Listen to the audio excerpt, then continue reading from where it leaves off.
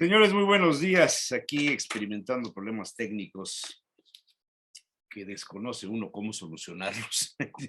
Somos analfabetas en muchos de estos temas de servidores, de hosting, cosas de estas.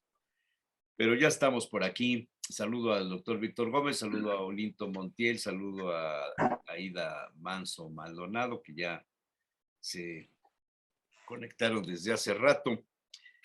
Fíjense que les iba yo a mandar el enlace para que leyeran esto, pero pues ya con eso de que me fallaron aquí las cosas ya no pude.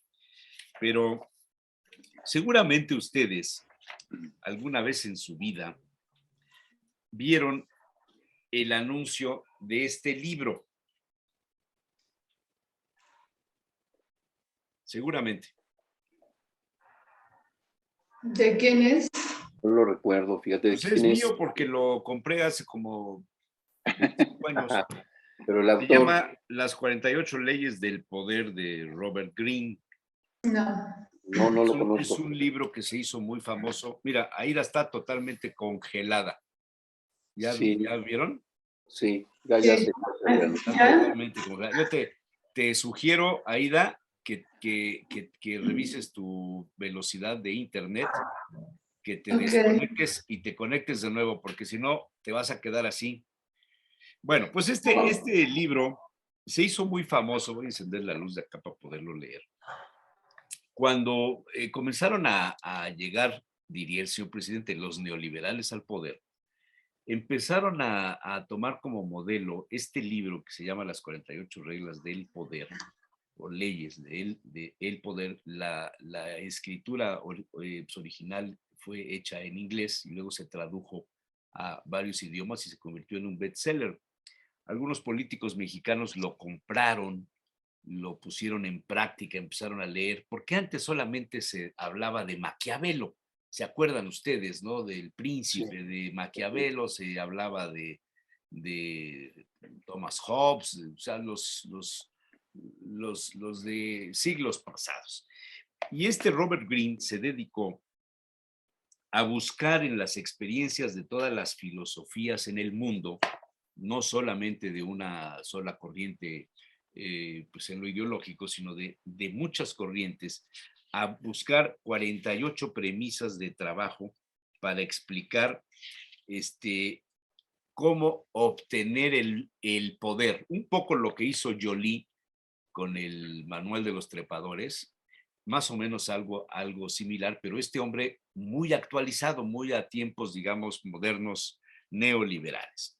Y yo dije, les voy a poner algunas frasecitas así, a ver cómo las interpretan ustedes bajo la óptica de sus disciplinas. Por ejemplo, la ley número 1 dice, no eclipsar a nuestros superiores. Hay que hacer que los que están por encima de uno se sientan lo suficientemente superiores. Aunque uno tenga deseos de complacerles o impresionarles, no hay que pasarse al demostrar las habilidades propias porque provocan el efecto contrario, inspiran miedo e inseguridad en el de arriba. Si conseguimos que nuestros jefes parezcan más brillantes de lo que son, llegaremos a las cimas del poder. Esto lo hubiera podido firmar Joly en su Manual del Trepador. No eclipsar a nuestros superiores. ¿Cómo ven esa premisa?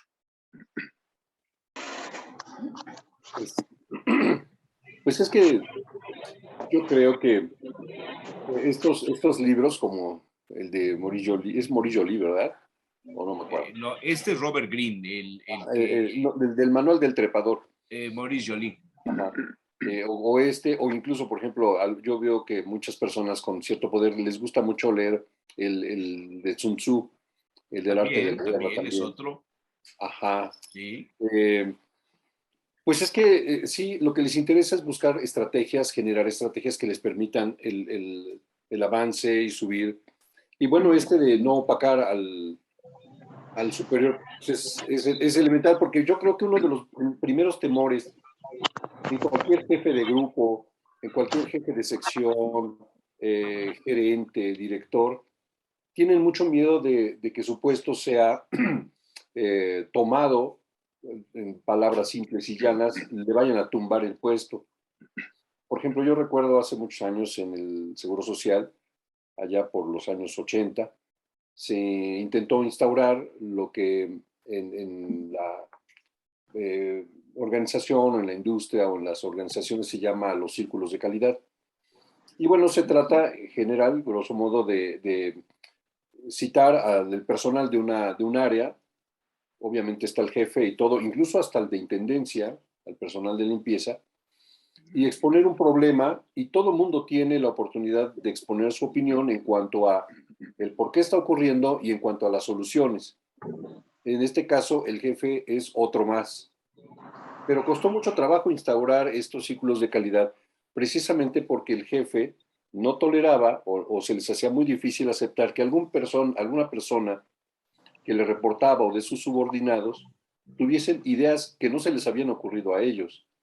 Entonces, obstaculizaban mucho la instauración tanto de la práctica como incluso antes de la capacitación para poder generar estos círculos de calidad. Y es que hay mucho temor precisamente en los jefes de que les tumben el puesto.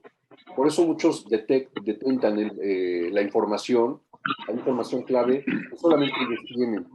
Ahora, hay otro tipo de jefes, perdón, son contrarios, que lo que les interesa no es precisamente mantener el puesto o mantenerlo con otra visión, si acaso. Y en este sentido, lo que les interesa es que toda la gente que les reporta a sus subordinados estén lo suficientemente preparados para que necesiten cada vez menos de la intervención del jefe. Sí, por ejemplo, hay un caso muy interesante en Nueva York, en el Hotel Four Seasons, donde todos la forma de trabajar es impresionante porque tienen una conciencia de lo que tienen que hacer, que muy rara vez le preguntan al jefe porque todos saben exactamente lo que tienen que hacer, cómo lo hacen y en tiempos y en movimientos. Entonces, yo creo que sí está bien esta regla si se quiere, porque hay algunos chicos, algunas personas muy entusiastas que inmediatamente se les empiezan a ocurrir ideas, ¿sí? Y se las proponen al jefe y el jefe empieza a tener problemas con eso, porque se siente opacado, no permite que brille otro. Entonces, bueno, desde esta perspectiva, yo me he encontrado con algunos chicos que están entrando a alguna empresa y dicen, no, y es que yo le dije a mi jefe y yo le propuse esto y entonces le dije que lo que hacía estaba mal, que mejor hiciera esta cosa y le dije, oye, aguas, ¿eh?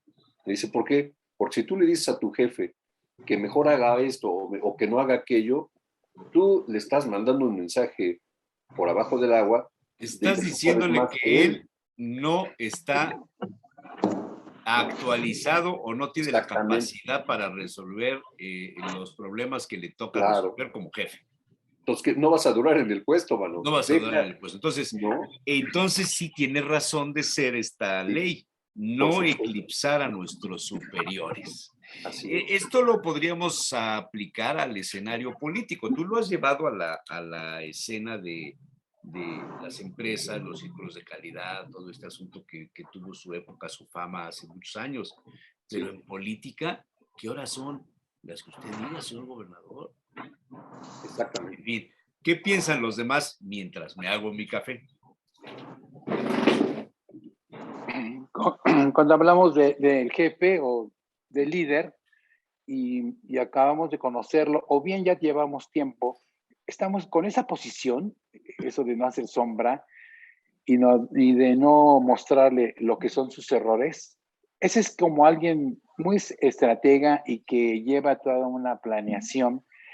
El decir que se equivoque el líder, que se equivoque el jefe, ¿no? Porque yo ya tengo toda la intención, así lo puedo ver.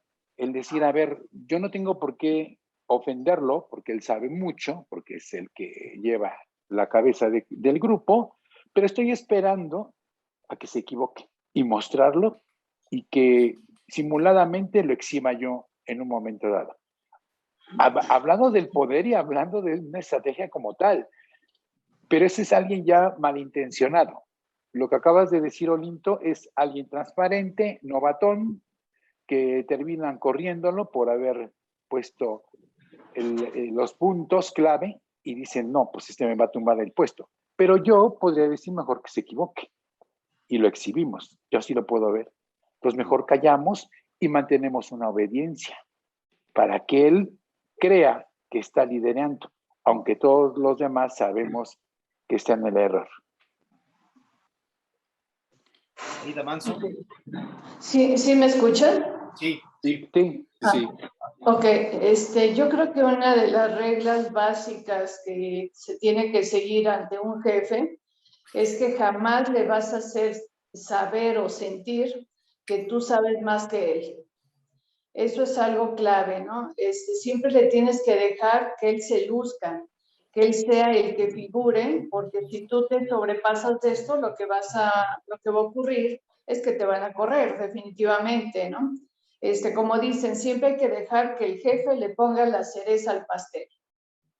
Y le arreglas toda la mesa, le das toda la masa, toda la estructura que tiene él que tener en este momento, pero le vas a dejar al final el punto clave a él. Y yo creo que esto es algo que siempre funciona, porque a ningún jefe, independientemente de si es un jefe autoritario o flexible, siempre le gusta lucirse y le gusta decir la última palabra.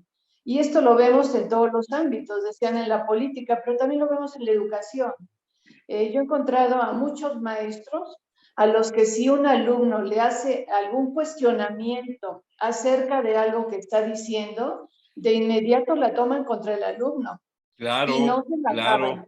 claro. Y no se la acaban. Esto es algo que no toleran, pero tiene que ver con una cuestión también de esta inseguridad que hay atrás de la persona, de que no puedes, que alguien no te puede cuestionar nada, porque te hace sentir toda la inseguridad que tú tienes en el fondo y que la limas, la aparentas con una actitud de superioridad, ¿no? yo creo que esto que estamos comentando es del pasado. Ha cambiado actualmente ya las relaciones humanas, las relaciones de trabajo y de grupo, porque ahora sabemos que no se llama jefe. Hoy se trata de evitar en las empresas que digas jefe. Somos todos colaboradores. Y desde ahí comenzamos a ver ya la diferencia entre el pasado y el actual. Y sí, sí es cierto, o sea, somos un grupo que está construyendo, que va favoreciendo. Sabemos que hay alguien que está de responsable, pero incluso ya los cubículos como antes de decir, esta es tu oficina principal, hoy todo es abierto, las mesas son iguales, todo está abierto, o sea, decimos, somos un grupo y todos estamos colaborando. No, ve a ver al jefe, porque y cierra bien la puerta, eso ya no existe, eso era de nuestro tiempo, cuando te regañaban atrás de la puerta o decías las ideas atrás de la puerta. Pero hoy las empresas trabajan con mucha libertad y qué bueno, o sea, porque eso hace que vaya creciendo un corporativo, una empresa, las amistades, y decimos, hay transparencia, porque todos nos damos cuenta quién sí colabora y quién no. Fíjate que sí, pero ojalá en la mayoría de las empresas. Este caso que les puse es reciente y precisamente me estaba acordando en este instante de un paciente de una chica que vino ayer con su papá, y el papá es precisamente pues una persona prominente. Y bueno, yo creo que el modelo de muchas empresas pues está estructurado precisamente con esta forma donde las jerarquías son muy importantes, ¿no? Entonces, el respeto por las jerarquías, yo creo que sí funciona, pero depende también en qué organización, porque las empresas, digamos, más funcionales, aunque sigan teniendo una estructura donde el jefe se le da su lugar, vamos a ponerlo así, se le da su lugar, no necesariamente no funciona, porque también depende de la actitud del jefe respecto a sus trabajadores. Por ejemplo, dentro de las teorías administrativas hay, por ejemplo, este modelo del grid gerencial o del liderazgo situacional, ¿no? Entonces, donde dice que depende de la circunstancia, depende de la persona y depende del momento, es donde se va a ejercer un liderazgo muy intenso, casi muy directivo, o va a ser más democrático, como tú dices, Víctor, donde se le da el chance a todos los trabajadores de que opinen, donde ya no se está esperando que me digan qué tengo que hacer. Esas son las empresas, digamos, más de mayor nivel, que aprenden más rápido, que son más exitosas. pero depende también de las circunstancias, depende de muchas cosas. Ahora, en política, híjole, yo creo que ahí sí se sigue conservando, no creo que esta parte que tú dices, Víctor, de un ambiente más homogéneo, ahora permea. Yo creo que no, ahí en la política sigue habiendo mucho, eh, por ejemplo, lo vimos ahora con los audios de este Alito Moreno, cómo se dirigía a su gente, ¿no? Entonces, absolutamente directivo, ¿no? Entonces, yo creo que en la política sí sigue estando muy fuerte ese asunto, ¿no? Yo creo que en todos los niveles se sigue manejando. Si bien es cierto que, como dice Víctor, y tiene razón, ya la estructura física ha cambiado, porque ya se quitó todo esto de los lugares cerrados para los jefes, pero la actitud sigue siendo la misma, ¿no? A ningún jefe creo que le guste que alguien, un empleado, un subordinado, llegue y le diga que algo está mal. Creo que hay que tener mucho tacto para podérselo decir y hay que saberlo hacer, porque le puedes decir que algo no está bien, pero en otras palabras, pero también tienes que tener esta táctica para poder llegar a decir las cosas, ¿no? Pero sí, yo sí creo que se sigue conservando la actitud, porque el autoritarismo, como dices tú, esto a nivel, el mando a nivel horizontal, creo que es muy difícil de que se lleve a cabo, porque sigue sintiéndose la estructura vertical. Por mucho que lo queramos ver desde otro punto de vista, no es agradable para las autoridades y sobre todo para los que son autoritarios, ni siquiera directivos, porque el que dirige está bien, sabe hacerlo y debe de conducir, porque es la cabeza, ¿no? Pero el autoritarismo no, creo que ahí es otra cuestión. Ahí es lo que yo digo, es lo que se va a hacer. Y acá no me importan sus opiniones, sino las mando mis órdenes y los demás no tienen más que sujetarse a cumplirlas, ¿no? Fíjate, cuando tu jefe es hombre o mujer, hay una gran diferencia. Nosotros los hombres decimos, bueno, pues el hombre, pero una mujer que nos mande, ¿no? Teniendo toda esa educación del pasado, imposible. Entonces, ¿cómo es esta situación de choque entre la autoridad es una mujer y la que te va a decir lo que tienes que hacer? Y tú tienes que asumir tu nuevo rol. Para nosotros, los que ya tenemos una determinada edad, es muy difícil. Los jóvenes lo aceptan más porque ya han cambiado su mentalidad y dicen, es una mujer sumamente preparada y reconocemos esa autoridad Yo a creo que través esto de de su conocimiento. la mujer ya no, yo creo que ya no existe eso. Yo creo que sí. Quizá en tu gremio, No, entre no, no, los no. médicos, siempre hay ese conflicto No. de que, ¿cómo te va a intervenir una mujer cirujana? Yo he escuchado mucho eso. Sí. Los que ya rebasamos los Pero, 60 años, en no otros aceptamos. escenarios, en la política, en el periodismo, bueno, en la religión, por supuesto, es punto y aparte, ¿no? Ahí no hay mujeres con autoridad en el orden eclesiástico, por ejemplo, para empezar, ¿no? Para empezar. Pero esto de no hablar mal de los superiores, de no crearles un eclipse, es una premisa, es un fundamento válido para el desarrollo de cualquier grupo social, político, religioso. Imagínense ustedes que un cardenal critique o diga o desconozca lo que dice el Papa o un secretario, por eso vienen las renuncias en los gabinetes, ¿no? Entonces, para mantenerse en el poder, hay que cumplir con esta premisa. Y estaba yo No pensando, eclipsar a nuestros superiores. estaba yo recordando, y seguramente tú nos podrás decir, Víctor, mejor, en el ámbito médico, por ejemplo, cuando están haciendo residencia o están haciendo sus prácticas, los recién egresados o ya más avanzados los residentes, yo creo que los médicos, los decanos, los maestrazos, siguen teniendo esa autoridad. Incluso algunos estudiantes de medicina me han comentado que experimentan cierta crueldad incluso. O por ejemplo, los enfermeros o enfermeras siempre van a estar abajo en una jerarquía. No se ponen al mismo. En algunos tratos sí, médicos que son geniales con todo el personal, pero hay otros que les gusta tener su estatus, ¿no? Les gusta tener su estatus y más con los chicos que están haciendo su residencia, pues no les gusta que alguno le cuestione también. O no sé si ya cambió también en el ámbito hospitalario, Vic. Sí, fíjate que dentro de la medicina y en todo el sector salud, la autoridad efectivamente es vertical. Sí. Tú siendo estudiante, tienes que obedecer a tu superior si quieres seguir avanzando o quieres que yo te enseñe. Y en verdad sí se está viviendo una crueldad muy fuerte en donde sabes que siendo hombre o mujer tu jefe, tú tienes que obedecer. Si no, entonces te pongo dobles jornadas de trabajo o te castigo, y esos castigos es como una vida entre militares, es lo mismo dentro de la medicina. Y entonces, obviamente las guardias son muy largas. Esa jerarquía sigue existiendo y va a existir por mucho tiempo.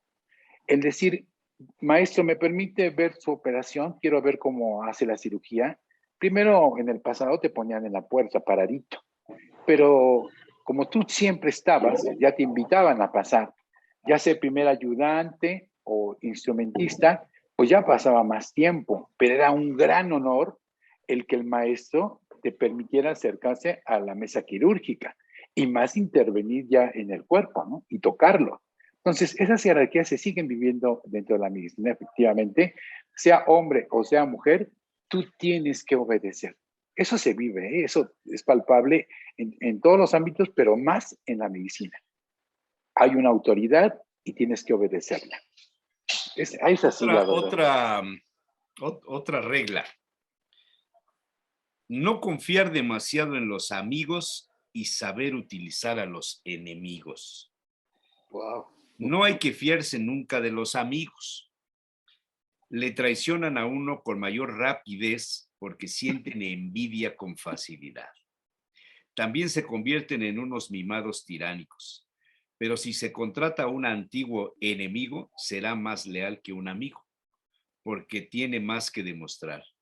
De hecho, hay mucho más que temer de los amigos que de los enemigos.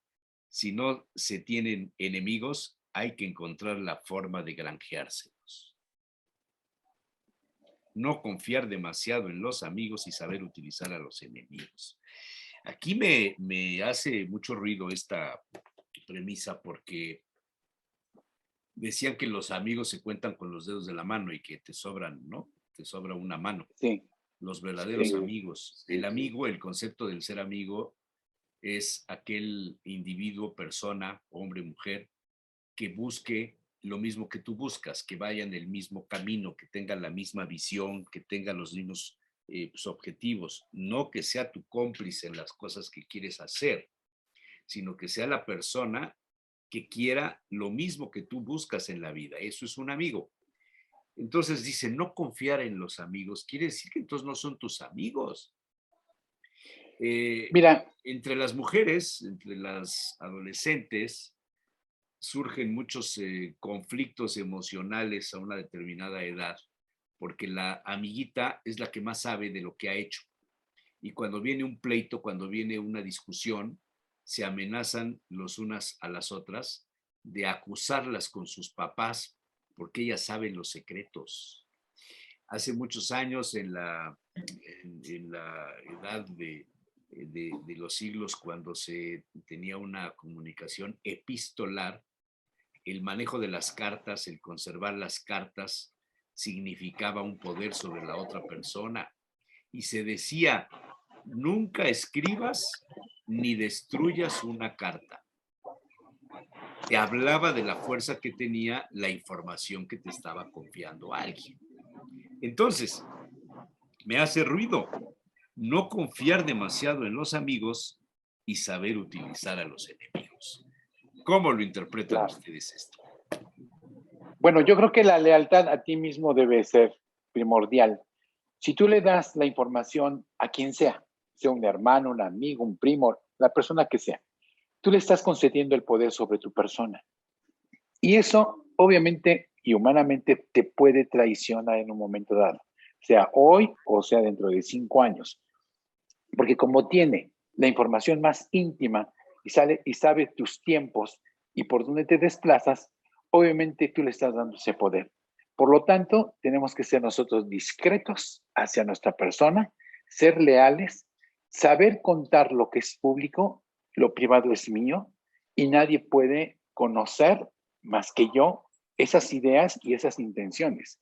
O sea, yo no puedo expresar a nadie, porque si no corro el riesgo.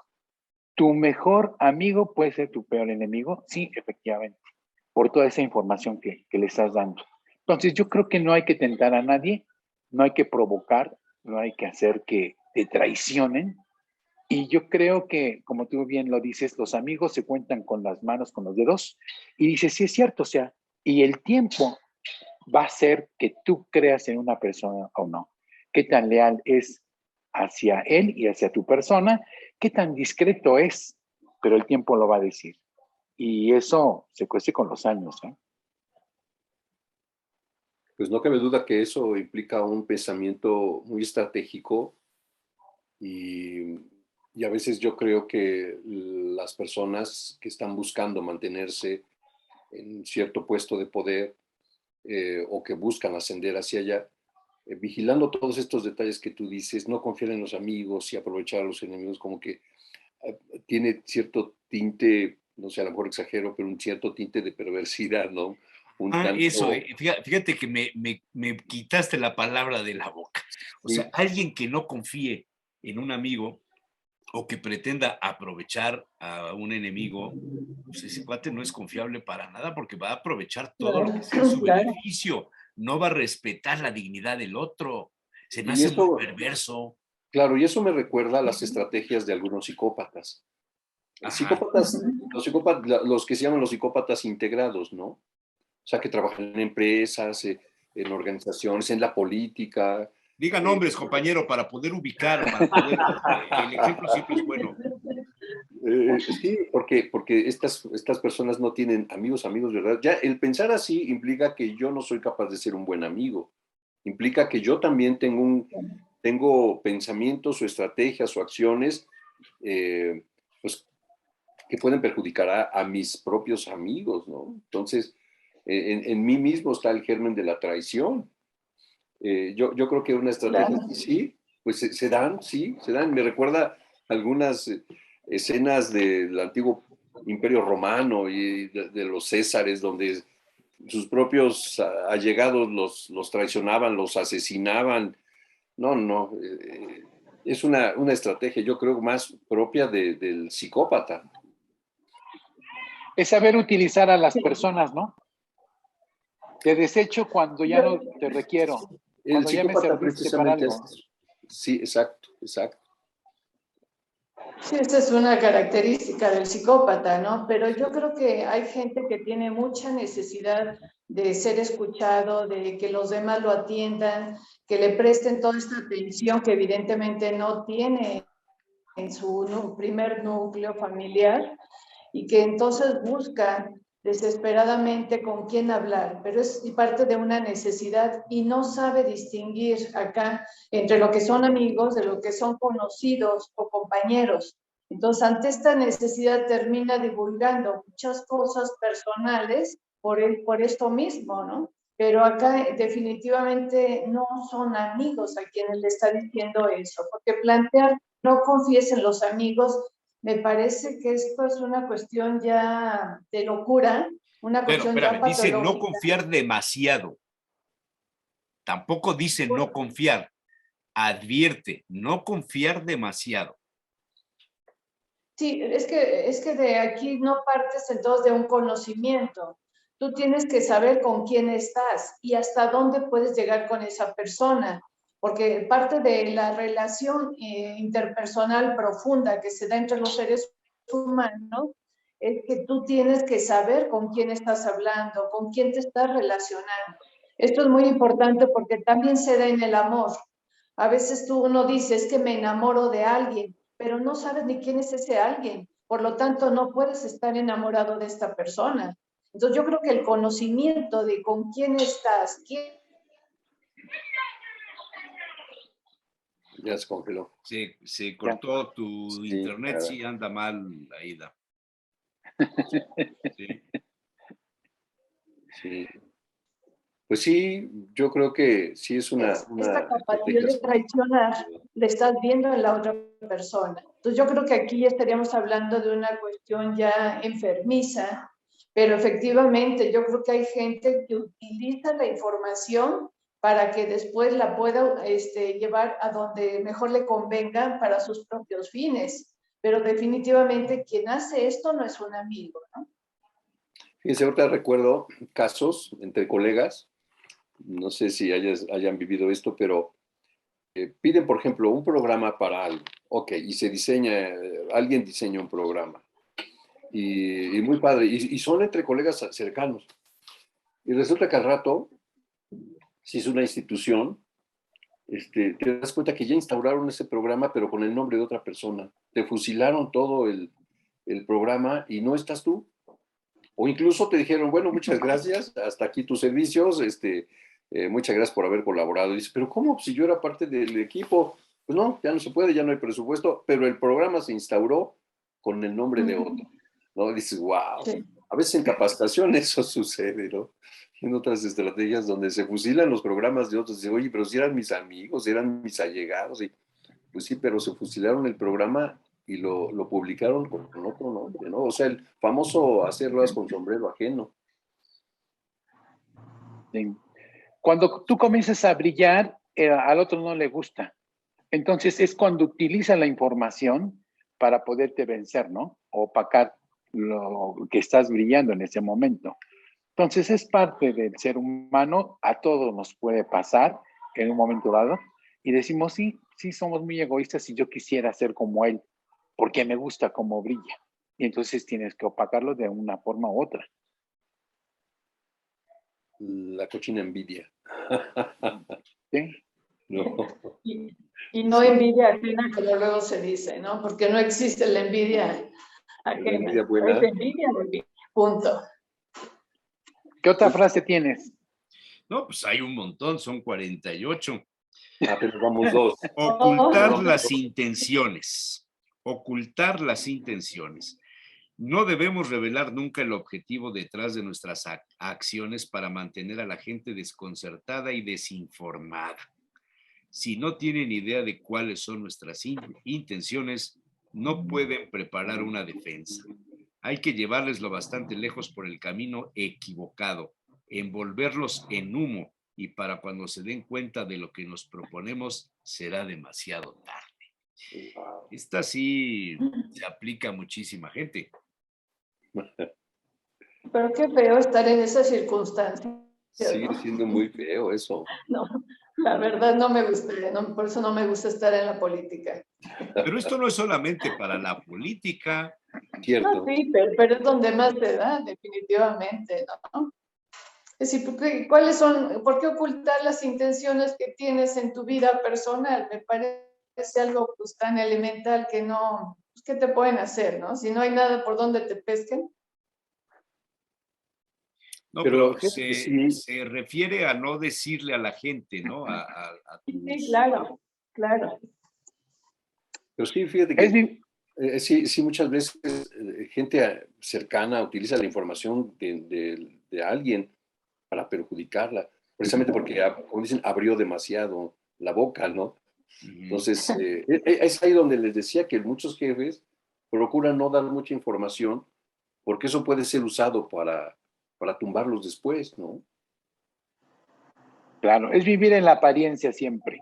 Aparento lo que no soy y ya no muestro mi intención, ¿sí? Hasta que a mí, ¿verdad? Me interesa que ahora se den cuenta, pero ya es demasiado tarde para el enemigo, porque ya avancé demasiado, ¿no? Entonces es vivir en apariencia y no ser alguien franco. hace eso, es lo mismo que en la frase pues, anterior, hay una perversidad, hay premeditación, hay alevosía, hay ventaja. Claro. Hay maldad, hay maldad. Es maldad. Sí. Hay maldad. Claro. ¿Cómo pueden dormir o dormirán en paz estas personas? Porque yo creo que en la noche han de estar maquinando mil cosas. Bueno, tan es así que se venden los libros, ¿no? Si Maquiavelo otra vez estuviera aquí, dices, bueno, lo que estamos hablando son de esas gentes perversas, ¿no? A través de estos libros.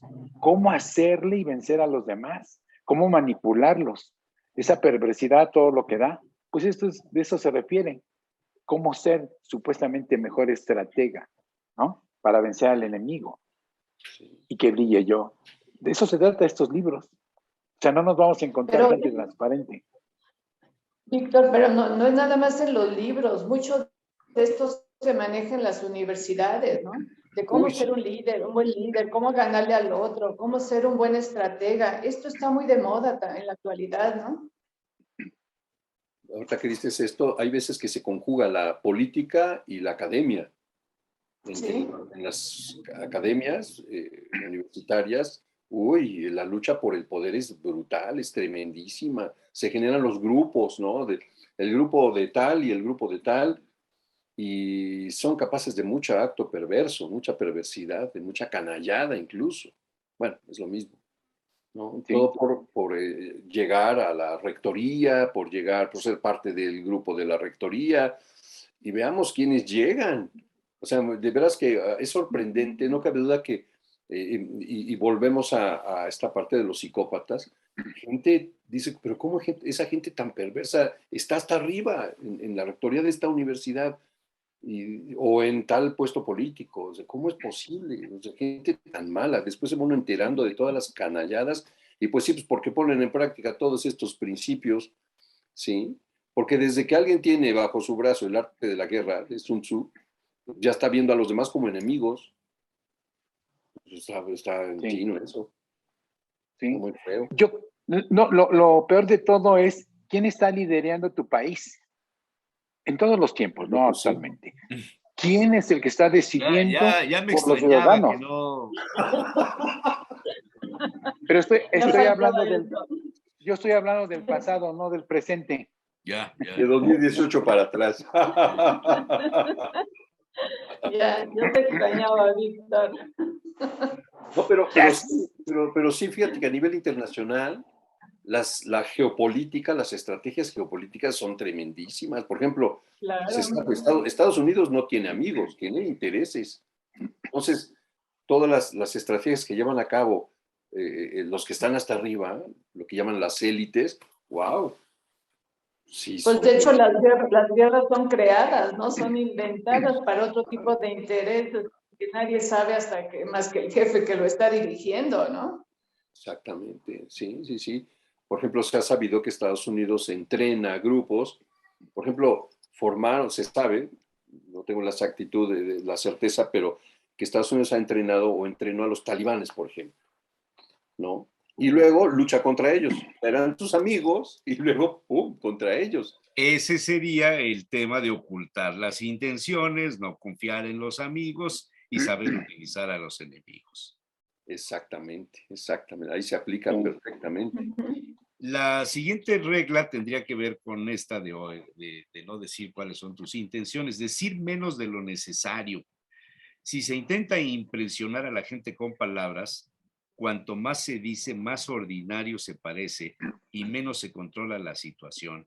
Incluso si se está diciendo algo banal, parecerá original si se expresa de una forma vaga, abierta y con aspecto de esfinge. La gente poderosa impresiona e intimida diciendo poco.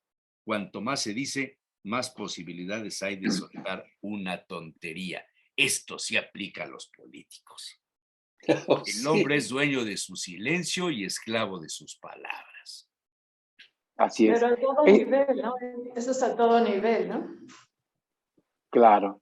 Cuando tú estás en un juicio, no hay que hablar más de lo que te están preguntando. No hay por qué ampliar una respuesta. Si el señor juez te dice, ¿cómo estuvo este asunto? Dices 3, 4 palabras y punto.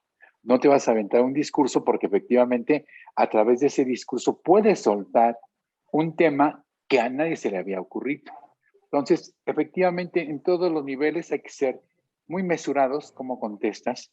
Obviamente estamos hablando de alguien que ya pasó por muchas cosas, ¿no? Y que dices, ahora sé cómo debo de comportarme ante una situación adversa. Así te estén torturando, no puedes hablar más, pero esa es una preparación. Y en todos los ámbitos. Y necesitamos aprender todos a ser más discretos y mesurados. Pues de ahí la frase, ¿no? De todo lo que digas puede ser usado en tu contra. Ah, sí, claro. De hecho, también en varios ámbitos se maneja que cuando tú vas a dar una respuesta, tengas muy claro qué es lo que te están preguntando y no des respuesta más que a la pregunta, no tienes que ampliarla ni irte por otros lados, concrétate a la pregunta, ¿no? Sí, sí, más en ese ámbito, cualquier frase, palabra, pues puede ser usado precisamente en la contra de uno, ¿no? En esas particularidades. Eso me habla de mucho control de tus emociones, porque somos impulsivos, contestamos a la primera. Alguien te dice algo con toda la intención, inmediatamente contestas. Pero entonces el receptor es el que ya domina todo su impulsividad y sus sentimientos. Pero estamos hablando de un personaje que ha vivido muchas experiencias para poder comportarse de esa manera, ¿no? Y decir, nada más digo lo poquito, lo que me preguntaste. Pero eso es más maquiavélico el que está recibiéndolo, ¿no? De hecho, ahora el poder no está precisamente en el dinero, que eso es ya una resultante, sino precisamente en el manejo de la información. En la información, es, claro. Bueno, ustedes saben que todas las aplicaciones que usamos, entre otras cosas, le estamos dando nuestros caminos, nuestros hábitos, nuestros gustos, y eso las grandes compañías lo venden a los publicistas, a las agencias publicitarias, a todos los que manejan las redes sociales. Claro. Claro. Y ya prácticamente es inevitable porque ahora hay sistemas donde nos están escuchando, ahorita mismo nos están escuchando de varias instancias. Esperemos que nos estén escuchando. Sí. No, pero yo me he encontrado con que hablando de algún tema, al rato en mi teléfono me empiezan a llegar anuncios. A de mí me ha que pasado que estamos en la mesa hablando de algo, abro la página de internet y me sale el tanque de gas. Y dije, ¿qué hora? Sí. Exactamente, es una cosas. vigilancia total. Sí. Ya es como decía, Impresionante eso, ¿eh? es impresionante. Impresionante. Sí. Sí. Sí, porque se dice por ahí, y yo Imagínate. creo que sí es que ya incluso, aunque esté apagado el teléfono, pueden activar la cámara y el micrófono, aunque esté apagado. Sí, la computadora también. Sí. Sí, y sobre todo te metes a una búsqueda de lo que sea y al rato tienes 20,000 anuncios en tu celular y en la computadora donde hayas entrado. Sí. Impresionante, o sea, una vigilancia que dices, Orson Welles se quedó atrás, ¿no? Sí. Ahí les Ya va ahorita. otra ley. A ver, venga. Defender la reputación con la vida. Muchas cosas dependen de ella, de la reputación. Y la reflexión dice, la reputación es la piedra angular del poder. Solo a través de la reputación se puede intimidar y ganar. Una vez que se pierde, sin embargo, uno se vuelve vulnerable y blanco de ataques por todos lados. La reputación debe ser algo inexpugnable. Siempre hay que estar alerta ante la posibilidad de un ataque para defenderse antes de que ocurra. Mientras, hay que saber destruir al enemigo minando su propia reputación. Luego hay que tomar distancia y dejar que la opinión pública les lleve a la horca. ¡Qué fuerte! ¡Wow! ¡Cuánta perversidad! ¡Qué fuerte! ¡Qué horror! ¡Qué horror! Pero actualmente lo estamos viendo. Es uno de los favoritos recursos o recursos favoritos ahorita en la política, porque ya pues, estamos en la antesala de las elecciones, de varias, y ya una de las cosas que estamos viendo es la constante puesta en mal de la reputación de algunos sujetos, ¿no? Se publica tal cosa de tal personaje, se dan a conocer los audios de la otra. Entonces, pues, por ejemplo, a Andrés Manuel, y han querido acabar con su reputación por todos lados, incluso hasta con su familia, ¿no? Pero no nada más él, ¿sí? Por todos lados se están dando con todo, precisamente queriendo vulnerar la reputación de los personajes. Ahorita está con todo eso. Y sobre todo como una forma de eliminar al otro, ¿no? Porque lo ves como un enemigo. Entonces hay que acabar con él, ¿no? ¿Cuál relaciones humanas? Es una destrucción de unos con otros y eso está terrible. A ver, pero entonces sí se vale que López Obrador, ya que lo citaron ustedes, yo no lo he querido mencionar, pero No, yo no, sí yo no se lo vale dije. que López Obrador juegue o vaya contra la reputación de otras personas y que las otras personas o el pueblo no hable de la reputación del López Obrador, porque si analizamos las anteriores reglas, hay una condicionante que en el entorno de la perversidad por mantenerse en el poder, por tener y ejercer el poder, y cuando lo que está en juego es el poder, parece ser que esa frase de que en el amor y en la política todo se vale o algo así. En la guerra. En el amor, en la guerra, todo se vale. Entonces hay una guerra. Se debe defender la reputación con la vida. Me parece un principio muy valedero. Pero cuando en la reflexión hay que saber destruir al enemigo minando su propia reputación, ahí me brinca mucho. Sí, yo creo que ahí tiene sus sutilezas, y me refiero a esto. Una cosa es, por ejemplo, hacer un fotomontaje, y con ese fotomontaje decir, miren dónde estuvo haciendo y qué estuvo haciendo esta persona, bla, bla, bla, bla. Cuando es un montaje y todo eso es mentira, entonces es una calumnia, ¿no? Bueno, eso es una herramienta dentro del pragmatismo y de la perversidad, donde hay la premeditación, la alevosía y la ventaja para destruir a alguien. Exactamente. Sí. Claro. Entonces, esa es la calumnia. Pero cuando lo que se dice tiene elementos ciertos, bueno, que se puede constatar, ¿sí? Que tal personaje anduvo borracho, y se constata, pues sí, no nada más fue por esa foto, sino varios lo tomaron, varios lo fotografiaron, y sí estaba borracho en tal lugar, como por ejemplo, apenas el hijo de Colosio, pues dio una declaración e inauguró una ceremonia, estando creo que en Nueva York, en un bar, y se oían ahí las copas pero fue un montaje, después dijeron eso, entonces ahí ya entra otro asunto. Seguro el juicio de valor es si Pío López Obrador, el hermano incómodo, según algunos, recibió dinero o no lo recibió. Y si lo recibió, ¿fue un dinero legal o fue ilegal? Si el dinero que recibió fuera legal o ilegal, lo usó para el financiamiento de la campaña de su hermano, no lo sabemos.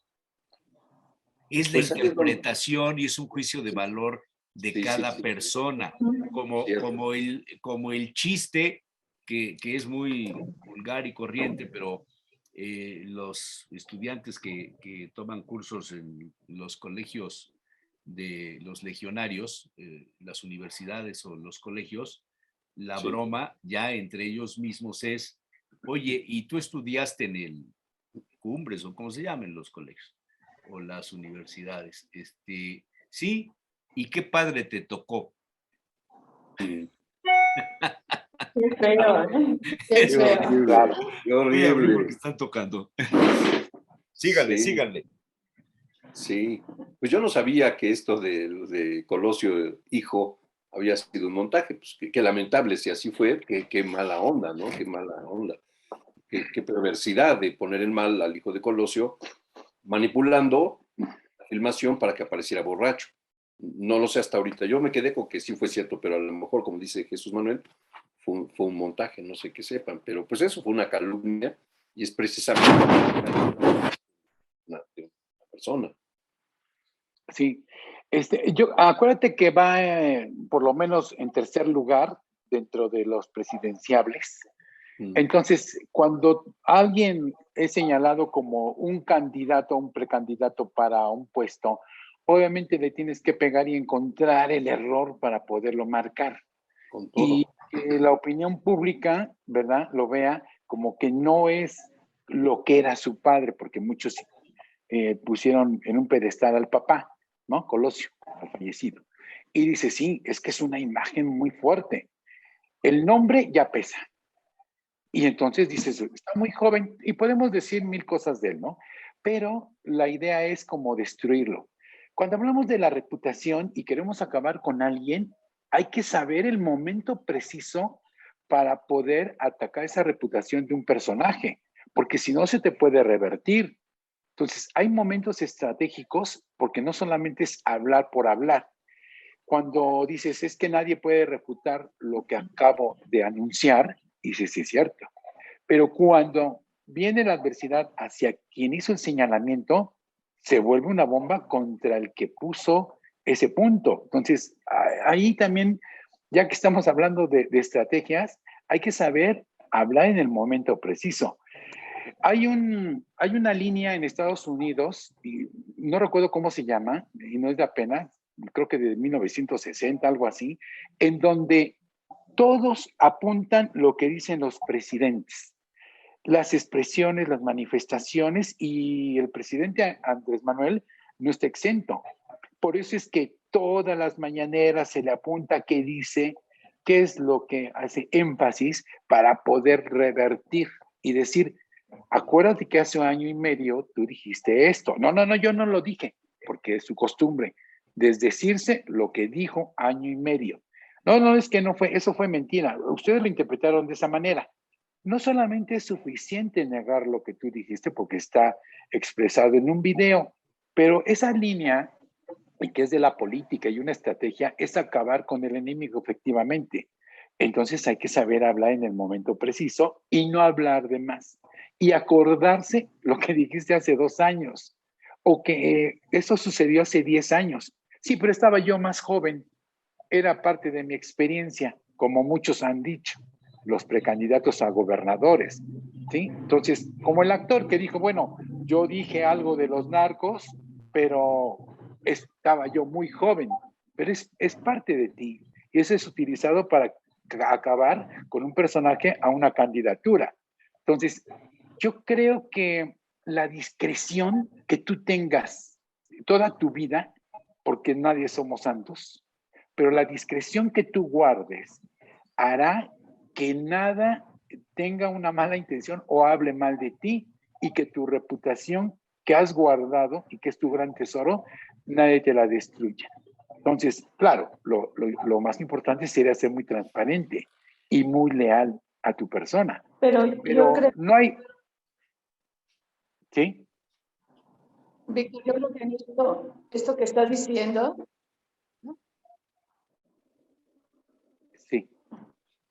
digo, esto que estás diciendo es parte de una mentalidad perversa, ¿no te parece? Es decir, grabar Claro. lo que alguien dice para después utilizarlo, pero además lo interesante es que lo sacan de contexto para que entonces puedas manejar y manipular en este contexto algo de lo que se dijo. Y ahí viene la calumnia, viene la difamación precisamente, ¿no? Pero es una línea política desde los Estados Unidos. Esto se maneja internacionalmente. Lo que digas, te lo vamos a poner con punto y lo vamos a marcar muy bien. O sea, en la política se juega así. Si tú pretendes ya entrar a la política, primero revisa cómo está tu pasado, cómo está tu vida para que nadie te pueda atacar. O guardas una gran discreción de tu vida en lo personal, ¿sí? Para no exhibirte. Y tu reputación que se caiga, ¿no? Y te la tiren. Entonces, yo creo que ahí es más perverso, efectivamente. Y sí, pero hay que tener mucho cuidado con la vida propia, ¿no? ¿Qué estamos haciendo? ¿Y qué es lo que debe saber la gente? O guardo mi discreción y cierro la puerta. Yo creo que es de las estrategias más usadas en política, por lo menos, ¿no? Esta de dañar la reputación de alguien es de lo más usado. Y ahorita pues, está muy fuerte. La reputación y ligada con la calumnia. Sí. Y peor que se va a poner, Sí. ¿no? De aquí en adelante. Sí. Otra regla, llamar la atención a toda costa. Todo se juzga por la apariencia. Lo que no se ve no tiene valor. Por lo tanto, no es bueno perderse entre la muchedumbre ni quedar en el olvido. Hay que destacar, llamar la atención a toda costa. Hay que convertirse en un imán que atrae la atención porque parece ser más grande, más colorido, más misterioso que las masas tímidas y blandas. Por lo tanto, hay que llamar la atención a toda costa. Esto me recordó el que no se peina, no sale en la foto, ¿no? ¿Cómo? El que no se peina no sale en la foto. Nunca lo había escuchado. O el que se Sí, mueve, como no. no sale en la foto. O es al revés, ¿cuál es? No, es que Fíjate, se oye, no, primero no le entiendo bien lo que dice Aida, se corta el sonido, pero la frase esa del que no se peina, así dijo, sí, no sale en la foto. esa nunca la había escuchado. Yo había escuchado la de el que se mueve no sale en la foto, a Exacto. propósito de lo que dijo Fidel Velázquez cuando los destapes, pero ese del Claro. peinado no. Pero Fíjate, hoy está congelada, Aida, no, no, no se fíjate, mueve. esto me recuerda a Rafael Moreno Valle. ¿En qué Uf, momento tenía que salir o no salir? Y tú dices, bueno, ahí había un planteamiento muy fuerte. Y dices, ¿en qué momento me cambio de partido para poder brillar y acabar con mi enemigo, que era el PRI, ¿no? Para vencer. Y yo ser gobernador. Y dices, ¿cuánta manipulación y cuánta planeación a través de los años? Y tener la paciencia para poder brillar en el momento que él decidiera. Entonces me parece que algo es un gran ejemplo que dice, sí, pues él era un gran estratega también, sí, planeaba toda su vida desde pequeño, o se la planearon, ¿no? Entonces, hay muchas visiones, y yo creo que es parte de lo que hemos vivido los poblanos. ¿O sí? no me queda muy claro lo de Moreno Valle, pero bueno, Si lo viviste, no, yo creo que estás confundido. Dice, llamar la atención a toda costa. por eso. Pues yo creo que sí llamaba la atención a toda costa, ¿no? Yo ¿O creo no? que llama más la atención otro. Como Llama dijiste, a más la ver, atención otro. Mientras hay 100,000 desaparecidos, nos pasamos las mañaneras hablando del dinero de Carlos Loret. Perdón, pero digo, o sea, llamar la atención puede es como ser. el juego de las cajas chinas, como las cortinas de humo. Otra ley, conseguir que otros hagan el trabajo y llevarse el mérito. Hay que Lo que les utilizar la decía hace rato. sabiduría, el conocimiento y el trabajo de los demás en beneficio propio. Este apoyo no solo ahorra tiempo y energía, sino que produce un aura divina de eficacia y rapidez. Al final, los ayudantes quedarán en el olvido y nosotros seremos recordados. Nunca debemos hacer nada que puedan hacer los demás por nosotros. Es un egoísmo terrible, qué bárbaro. Pues es lo que les decía hace rato, ¿no? Que luego Sí, alguien hace un proyecto y se lo toma otro, lo publican a tu sí. nombre.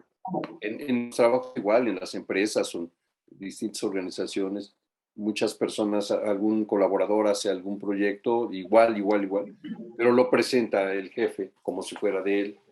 Entonces el que brilla, pues es el jefe. Sí.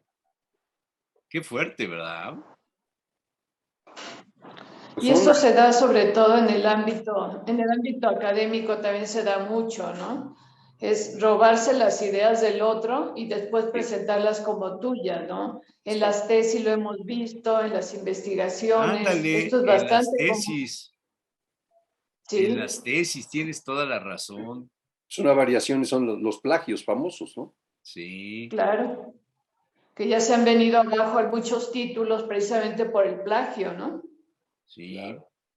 Sí, Antes no se podía saber, era muy difícil saberlo, pero sí, ahorita con el internet, con toda la forma de saber cómo está toda la información, es muy fácil. es fácil. Bueno, y hay universidades que está penadísimo, un plagio y vas para afuera. Pues dile a Gess Manero. Yo creo que en esto de los plagios es muy difícil detectar con eficacia, con rapidez, quién se plagió una tesis de otro. Y también hay que reconocer que en las universidades, que no se enseña muy bien la metodología de la investigación ni la redacción para redactar las tesinas o las tesis, existen muchos profesores frustrados que reprueban a los alumnos porque presentaron una investigación mejor que la que ellos pudieron hacer. Y que hay muchos despachos de consultores donde se dedican a hacer las tesis para los alumnos pues que no tienen tiempo, que están más dedicados al golf o a viajar o a administrar la empresa de papá. Y entonces pues se contrata un despacho para que te hagan la tesis para que salgas con honores. ¿O no es así? Así es muy común, desafortunadamente, eso, pero fíjate que actualmente, gracias al Internet, ya no es tan difícil localizar un plagio. Simplemente pone una frase que uno conoce al alumno, dices, no, este chamaco no escribe, no piensa así tan bien estructurado. Uno puede comparar algunos pasajes de la tesis, algunos fragmentos, alguna parte, y dices, esta otra no tiene el mismo formato, el mismo cuidado, este que estoy leyendo está muy bien hecho. Así, a ver, y entonces copia uno y pone uno en un buscador y aparece el texto. Dices, pues es de tal, y están todos los datos. Y se da uno cuenta, probablemente hay otros plagios muy bien cuidados donde es más difícil, ¿no? Pero sí, a un alumno le puede costar su carrera, le puede costar muy caro. O, pues, como en el sentido de que tú lo estás diciendo, es parte de una corrupción tremenda donde puede haber contubernio incluso con los propios maestros. Así es. Sí, una tesis es para irla a defender. Y cuando quien te está calificando y te está preguntando y tú no sabes defender tu tesis, pues dices, esto no es tuyo, ¿sí? Entonces yo creo que es importante siempre marcar de que quien te califica sabe lo que está haciendo y sabe qué preguntarte. Entonces es muy difícil que te repruebe yo o te pase yo por unanimidad o por mayoría. Eso sí viene a calificación. Pero que alguien no pases una tesis, pues es más difícil. Posiblemente de los 3 juzgadores, uno dijo que no, los 2 sí. Entonces pasas por mayoría, ¿no? No por unanimidad o por humanidad. Por humanidad. Pasas Sí, por humanidad. por humanidad. Sí. ¿Cuántas cosas se han hecho en contra de la humanidad defendiendo a la humanidad? Sí. Otra frasecita. Hacer que los demás vengan a uno poniendo un cebo si es necesario.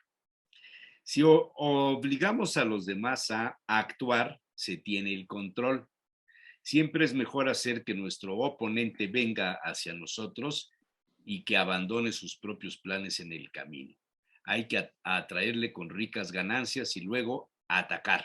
Nosotros tenemos las cartas. ¡Wow! ¡Cuánta perversidad! Y luego atacar, imagínate, como alacrán, ¿no? Sí. No, qué miedo, ¿no? Qué miedo estar ahí con eso. Sí, con personas así. Sí, no. Pero ¿cuál miedo? Pues eso es lo que pasa a diario. Así es. Pues sí, pero no deja de dar miedo de estar rodeado de ese tipo de personas. Pero esa es la vida diaria. No, tampoco. Yo creo por mi rumbo sí, no se vive así, ¿eh? Yo creo que sí.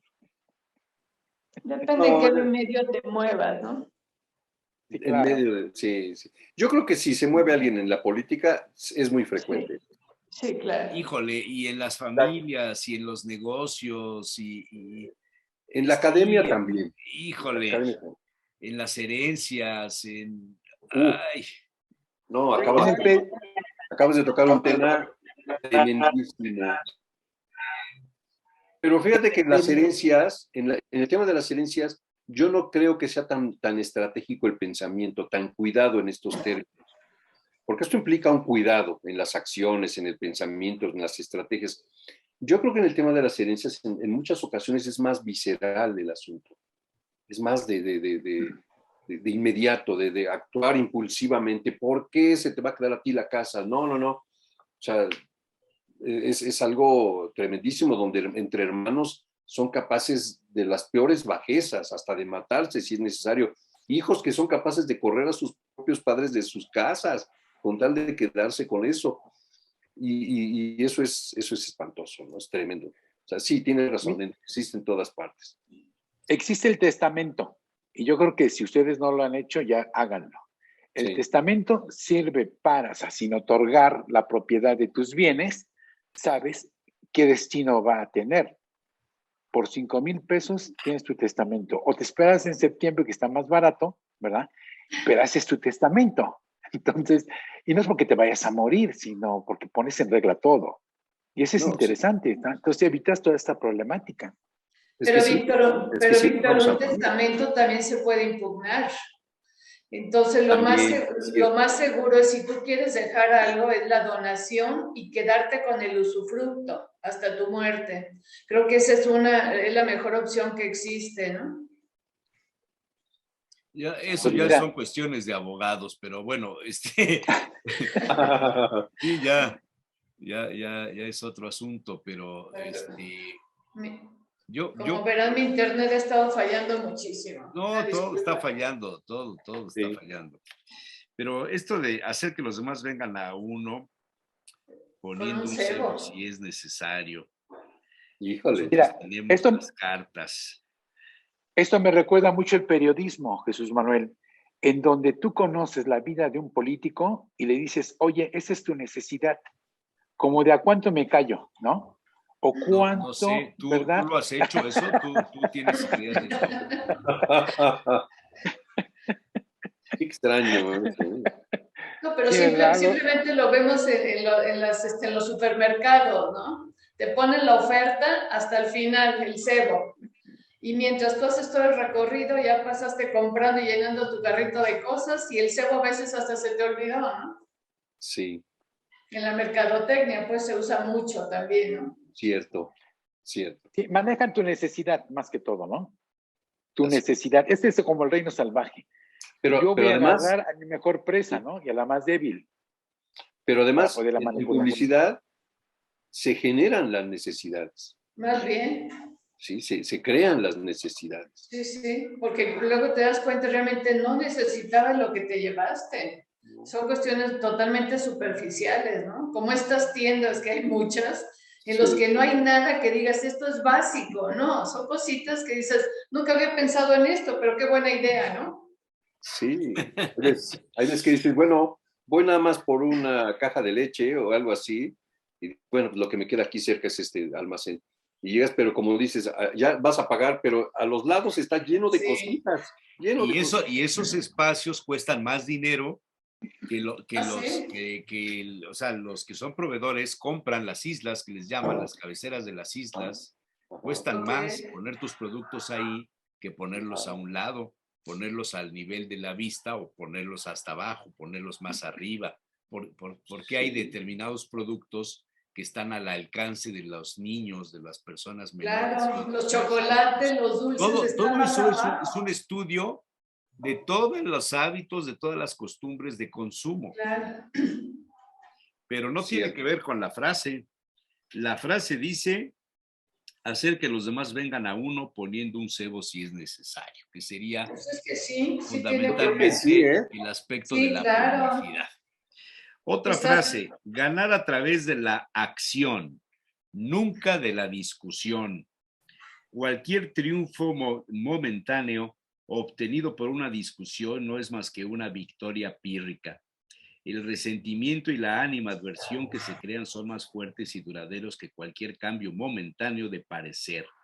Tiene mucho más poder hacer que los demás cambien de opinión a través de las acciones sin decir una palabra. Hay que demostrar, no explicar. Aquí es donde sí quizá el ejemplo de la oposición política a la 4T encuentra su principio de Peter. A ¿Sí me saber, explico o no a me ver, a ver. explico? No, yo no entendí. ¿Eh? No, a O ver, sea, hay que demostrar, no explicar, y que lo que han hecho todo el tiempo ha sido explicar que está mal, pero no lo han demostrado. En cambio, el pues observador sigue haciendo lo que hace y lo demuestra todos los días, aunque lo critiquen que está mal lo que dice o lo que hace sí, en sí, esa sí, óptica. es cierto. sigue Yo lo estaba avanzando, pensando. ¿no? Yo lo Exacto, estaba pensando. Sí, exacto. es cierto, es cierto. Y bueno, aquí se aplica lo que desde pequeños hemos sabido y nos decían nuestros abuelos, ¿no? Con el ejemplo, hay que predicar con el ejemplo. Exacto. No con las palabras, ¿no? Ah, claro, esa era una frase muy, muy buena. Sí, claro. La palabra motiva y el ejemplo arrastra. Exacto. ¿Se Claro. acuerdan de eso? Sí, Sí. sí, claro. Claro. Claro. De ahí las incongruencias de algunos papás. Dice, apórtate bien, hijo, nunca fumes, no tomes, pero el papá sí llegaba con sus alcoholes en los fines de semana, fumando y haciendo acciones o cometiendo acciones pues del estrés y exigiéndole buena conducta a los hijos, pues como que no iba, ¿no? Ahí está la incongruencia que pues, no checa. Sí. Pero el señor presidente le habla a su público, ¿eh? No todos es su público. O sea, tiene su intención. No. Tiene su intención en sus palabras y quien le crea, pues le puede creer.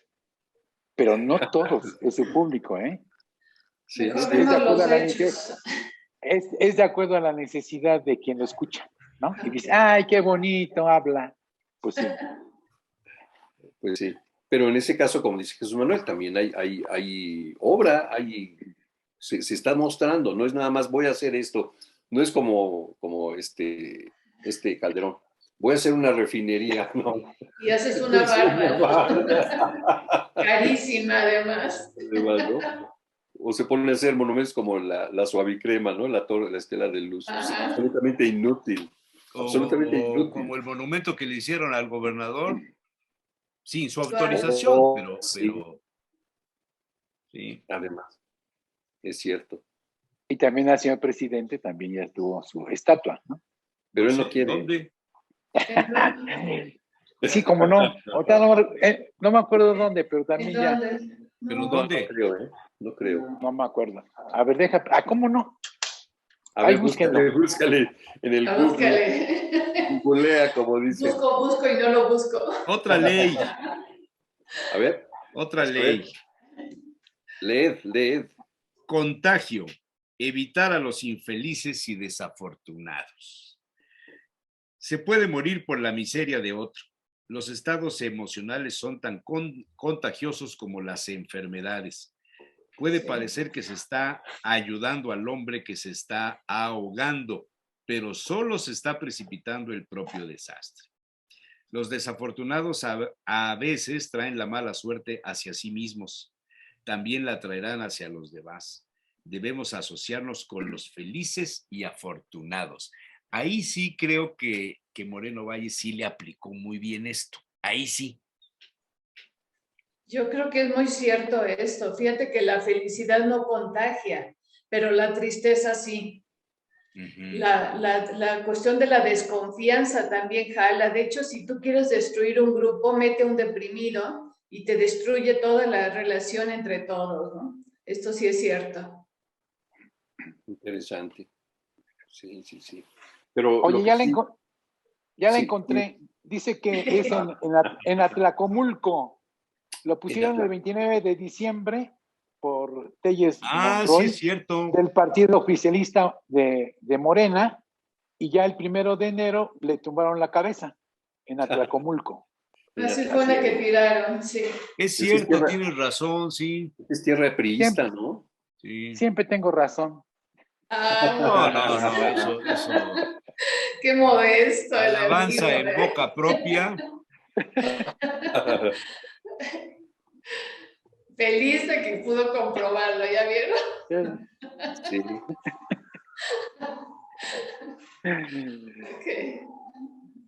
Pero sí, es cierto que este principio que acabas de leer, porque, bueno, se puede ver en algunos adagios ya viejos, como el que anda con lobos, aullar se enseña, ¿no? O sea, se contagian algunas acciones, algunas actitudes, sí, y es precisamente el espíritu del grupo. El grupo tiende a unificar a sus miembros con una mentalidad y también con actitudes.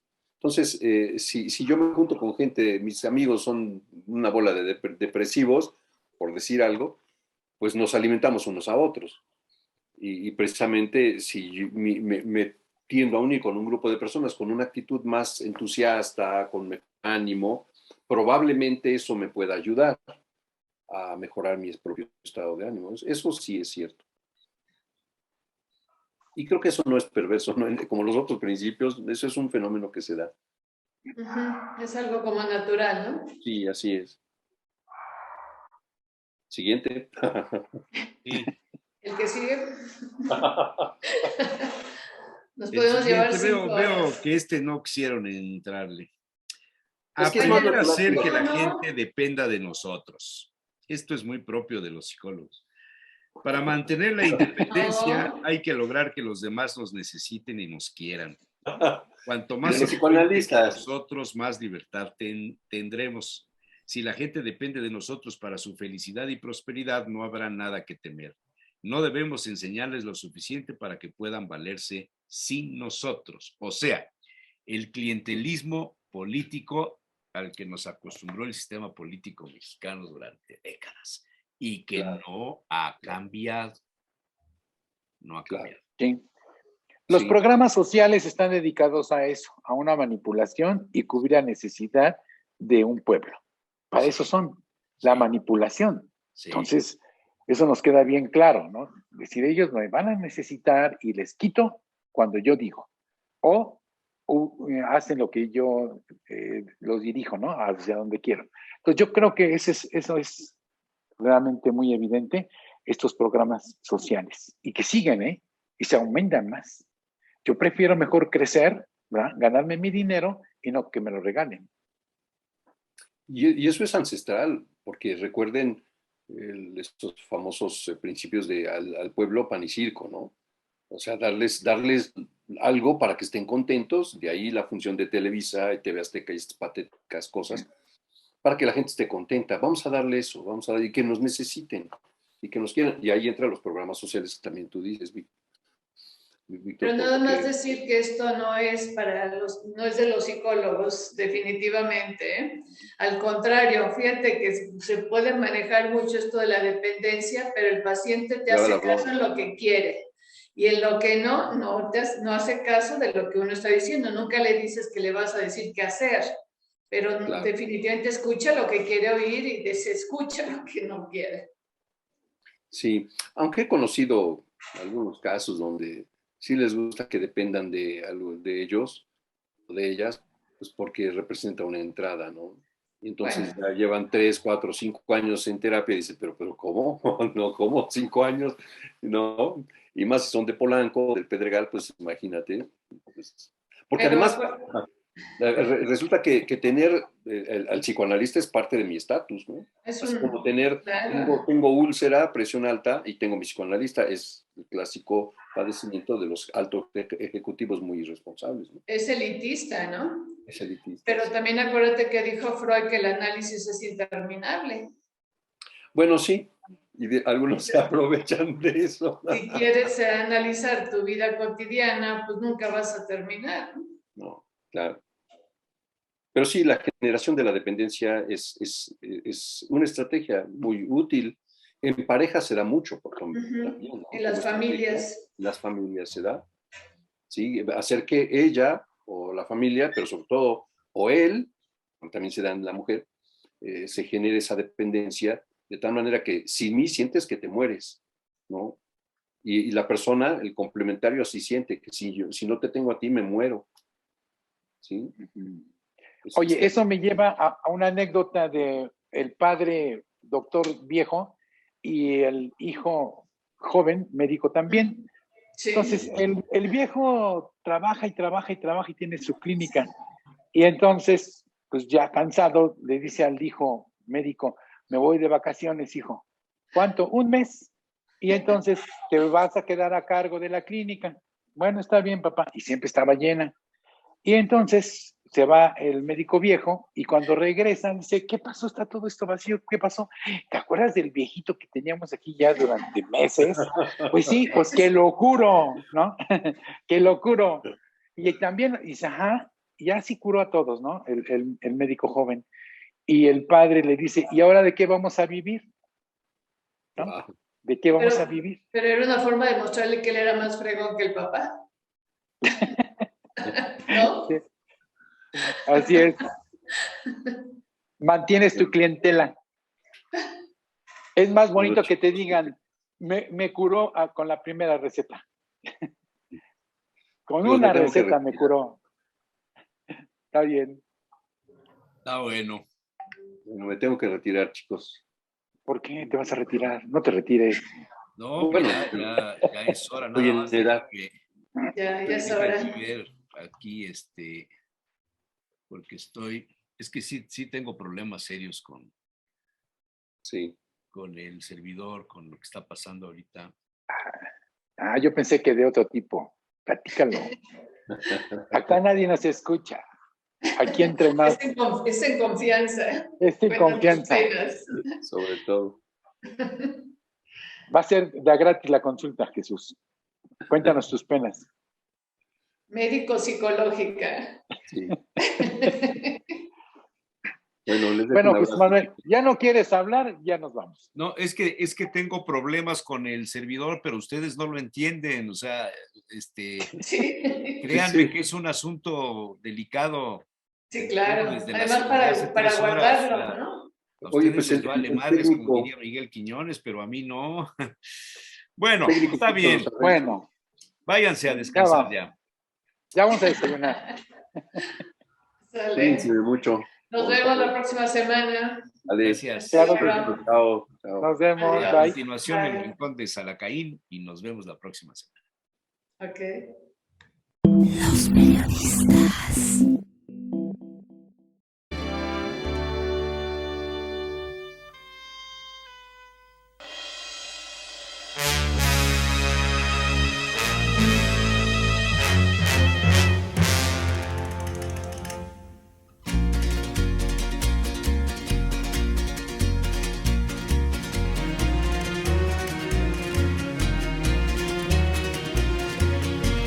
Un lujo para los paladares conocedores, para los gourmands, dirían en Francia, los ibaritas en terrenos ibéricos, le fue prometido y acercado al aventurero Salacaín. La reunión era prometedora, pues además de los caracoles terrestres en salsa de chile costeño, la degustación estaría acompañada por el mezcal Mis Siete Almas de la variedad jabalí. Hacía algunos meses, Salacaín había sido convidado para experimentar el consumo de los ahora populares caracoles de la colonia San Lorenzo Teotipilco en Tehuacán, donde en las últimas décadas han cobrado fama algunas fondas donde se preparan con sazón muy casero. En varias ocasiones el aventurero había buscado los caracoles. Extrañaba los escargots parisinos de la mansión de Alsacia, de 1 onza cada uno, o los pequeños caracoles en adobo condimentado de zarajo de casa Amadeo en pleno cascorro madrileño. No hacía mucho la botana de Petronio era popular para ofrecer los caracoles en la ciudad de Puebla. Pero en términos cotidianos a los poblanos eso de comer caracoles no es muy aceptado, es más, se le ve como un gusto corriente. Vaya equivocación, pensaba Salacaín mientras esperaba la llegada del manjar. 15.000 años antes de Cristo, en el periodo mesolítico, la alimentación estaba construida con ciervos, jabalíes, pájaros y caracoles. En la costa de la península griega del Peloponeso, Argólida, hay una cueva, la cueva Franchiti, donde fueron encontrados restos a montones de caparazones de caracoles terrestres cuya antigüedad ha sido situada en 10.700 años antes de Cristo. Generalmente se les clasifica como caracoles romanos o caracoles comunes. Los identifica la variedad de color del caparazón. Los romanos los empacaban en cajas de madera y los alimentaban con leche hasta conseguir un buen tamaño y eran consumidos para curar a los inválidos. Unos 50 años antes de Cristo, la práctica de la helicicultura dejó testimonio de cómo los caracoles eran reproducidos y alimentados en granjas con leche, salvado y vino, y constituyeron un manjar en las mesas de los políticos, militares, comerciantes y sacerdotes. Su consumo fue generalizado para las mesas nobles y aceptado en tiempos de Cuaresma por la cristiandad, preparados en brochetas o hervidos. Y ya para principios del siglo XVIII poco se decía del consumo de caracoles terrestres en las mesas de los nobles y los ricos. Fueron alimento de los pobres hasta cuando Charles Maurice de Talleyrand-Périgord, aquel obispo, político, diplomático y estadista francés, le pidió a su cocinero Antonin Carême preparar a los caracoles de Alsacia para honrar en una cena al zar Alejandro I de Rusia. Los caracoles estaban de vuelta en las mesas francesas. Y la tradición se ha continuado. En Alsacia, la zona de Colmar, cada año se celebra la Feria del Escargot, donde cientos de miles de animalitos son cocinados en diversas formas y regados con vinos alsacianos. Uno de los secretos de los caracoles es el sabor de su carne, neutro. Con ello, se permite el condimento de cualquier forma, desde la mantequilla con ajo y perejil hasta los sabores fuertes como el adobo de Amadeo, donde el Sarajo hace de las suyas, y por supuesto las salsas mexicanas. En Tehuacán y esa región el chile costeño es muy popular y ha sido la base del adobo para el guisado de los caracoles de San Lorenzo, donde se capturan entre los sembradíos los cultivos para evitar se conviertan en plaga, por su capacidad destructora es tremenda. Equívocamente sus detractores los descalifican llamándoles caracoles panteoneros, pues el animalito se reproduce y aparece al lado de las hierbas y plantas en torno de las tumbas.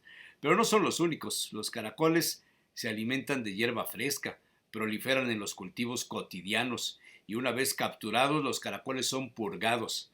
Hay quien les da harina de sorgo para sacar todos los residuos de su alimentación y los cuelga en una malla al aire libre para eliminar los residuos. Después los animales son metidos en agua fría y vinagre y un poco de sal. Con ello se consigue desprender la baba, quizá la parte menos atractiva cuando el animal está vivo. Y por fin hicieron su aparición los caracoles de San Lorenzo. 10 órdenes, 10 bolsitas aún calientes conteniendo a los pequeños caracoles. 45 pesos cada orden. La verdad, un regalo si se comen en el sitio. Diferente si además se debe pagar la gasolina, las casetas de la autopista, etc. Un pequeño lujo, pero vale la pena, dijo Salacaín. La vida son 2 días. Y luego el sabor del mezcal mis 7 almas. Hubo un jabalí, hubo un tepextate, un sierra negra, un mexicano. Todos por encima de los 48 grados de alcohol. Pero esa es otra historia.